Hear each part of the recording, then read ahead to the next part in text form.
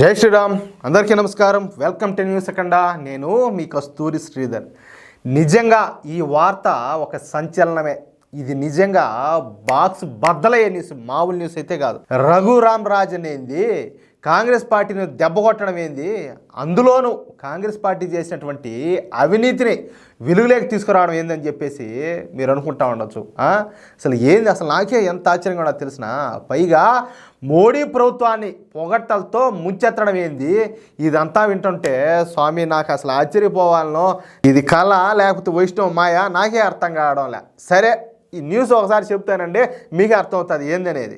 రఘురామ్ రాజన్, బహుశా ఈయన పేరు వచ్చేసి చాలామంది వినే ఉంటారు. ఈ రఘురామ్ రాజన్ భారతదేశపు ఆర్థికవేత్త, షికాగో విశ్వవిద్యాలయంలో ప్రొఫెసర్గా పనిచేసినాడు. 2003 నుంచి 2006 మధ్యలో అంతర్జాతీయ ద్రవ్యనిధి సంస్థలో ముఖ్య ఆర్థికవేత్తగా, రీసెర్చ్ డైరెక్టర్గా పనిచేశాడు. 2013 సెప్టెంబర్ నుంచి 2016 సెప్టెంబర్ వరకు భారతీయ రిజర్వ్ బ్యాంకు గవర్నర్గా కూడా పనిచేశాడు ఆయన గారు. 2015లో రిజర్వ్ బ్యాంకు పదవిలో ఉండగానే బ్యాంక్ ఆఫ్ ఇంటర్నేషనల్ స్టాండర్డ్స్కి వైస్ చైర్మన్గా కూడా నియమితుడైనారు. ఇక రఘురామ్ రాజన్ ఒక ఆర్థికవేత్త మాత్రమే కాదు, కాంగ్రెస్ పార్టీకి కోర్ టీమ్ సభ్యుడు కూడా. అర్థమవుతుందా? రాహుల్ గాంధీకు ఆర్థిక విషయాలపైన అవగాహన కల్పిస్తూ ఉంటాడు ఈయన గారు. రాహుల్ టీం మెంబర్ కూడా ఈయన.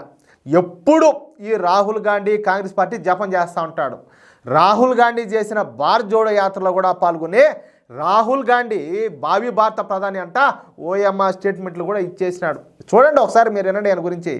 ఇక అవకాశం దొరికినప్పుడల్లా నరేంద్ర మోడీ ప్రభుత్వాన్ని, నరేంద్ర మోడీ గారిని ఏలంగా విమర్శించడమే ఈయన గారికి పని, ఇంక వేరే పని అయితే లే. అదేవిధంగా నరేంద్ర మోడీ నాయకత్వంలో భారత్ సరైన దారిలో నడవడం లేదని, భారత్ అభివృద్ధి చెందాల్సిన తీరు ఇది కాదని, భారతదేశం పారిశ్రామికంగా అభివృద్ధి చెందకుండా సర్వీసెస్ మీద దృష్టి పెట్టాలని, కానీ నరేంద్ర మోడీ ప్రభుత్వం దేశాన్ని అభివృద్ధికి దూరంగా తీసుకెళ్తానని చెప్పేసి, అసలు నరేంద్ర మోడీ దేశ ప్రధానిగా అనర్హుడని చెప్పేసి, అబ్బా ఒకటేంది స్వామి నాయన, ఎన్నిసార్లు ఎన్ని రకాలుగా ఇట్లాంటి స్టేట్మెంట్ ఇచ్చాడు, ఎన్నిసార్లు ఎన్ని రకాలుగా ఎన్ని మాటలు మాట్లాడినాడు, ఇంకా పట్టనలివి కాదు, అసలు లెక్కేలేం అన్ని మాటలు మాట్లాడినాడు. అయితే ఆశ్చర్యంగా నిన్న ద ప్రింట్ అనే వెబ్సైట్కు ఈ రఘురామ్ రాజన్ ఒక ఇంటర్వ్యూ ఒకటి ఇచ్చాడు.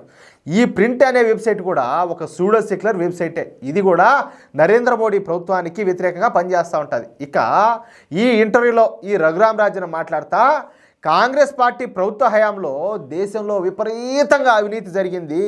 ముఖ్యంగా ఈ బ్యాంకింగ్ సెక్టార్లో చెప్పలేనంత అవినీతి జరిగింది.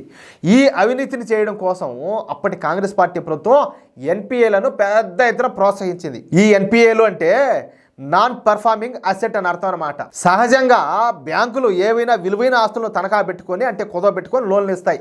ఇక ఆ లోన్లను గనక సదరు వ్యక్తి తిరిగి ఇవ్వకపోతే అతని ఆస్తులను వేలం వేసి తమ డబ్బును స్వాధీనం చేసుకుంటాయి. కానీ కాంగ్రెస్ ప్రభుత్వ హయాంలో విలువ లేనటువంటి ఆస్తులకు వేల కోట్ల రూపాయలు లోన్లుగా ఇచ్చారు. ఆ విలువ లేని ఆస్తులను బ్యాంకుల్లో తనఖా పెట్టి పెద్ద సంఖ్యలో ఈ వ్యాపారులు వేల కోట్ల రూపాయల లోన్లు తీసుకొని వాటిని దిగమింగేశారు. ఇది భారతదేశ చరిత్రలోనే అతి పెద్ద స్కామ్ అని చెప్పొచ్చు. ఇక ఆ విలువలేని ఆస్తులతో సదరు బ్యాంకులో దివాలా తీసే పరిస్థితికి వచ్చేసింది. అందుకే నరేంద్ర మోడీ ప్రభుత్వం 2-3 బ్యాంకులను కలుపుతా ఆయా బ్యాంకులు దివాలా తీయకుండా తెలివైనటువంటి నిర్ణయం తీసుకున్నారు. అంతేకాకుండా బ్యాంకులకు ఎగనామం పెట్టిన వాళ్ళ ఆస్తులను జప్తు చేస్తారు.